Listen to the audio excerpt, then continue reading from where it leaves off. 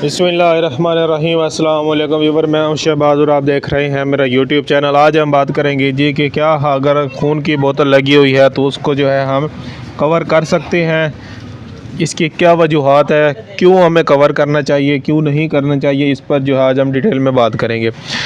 जी हाँ व्यूअर, अगर आपके ये इनके खून की बोतल लगी हुई है तो बाद औक़ात आपने देखा होगा कि लोग जो है उसको किसी कपड़े से जो है कवर कर देते हैं। क्या ये अगर हम उनसे कोई वजह पूछें कि भैया आपने ये क्यों कवर किया है तो कोई इतनी ख़ास वजह वो नहीं बताते। इसलिए जो है ये इसको कवर करना खून की बोतल को ये मुनासिब नहीं है, ना ही इसका कोई मेडिकल में कोई रिसर्च है।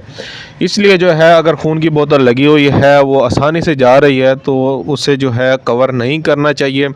बेस्ट है कि वो जो है ताकि नज़र आती रहे जनाब अली। अगर कोई भी यानी कि अगर कोई बोतल लीक वगैरह होती है या कुछ होता है तो हम उसे देख सकते हैं बआसानी। इसके अलावा जो हमें जो इसको कवर नहीं करना चाहिए। अगर आपको कोई भी बात समझ नहीं आई या अगर आपके माइंड में किसी भी किस्म का क्वेश्चन है तो हमें कमेंट जो है लाजमी करें।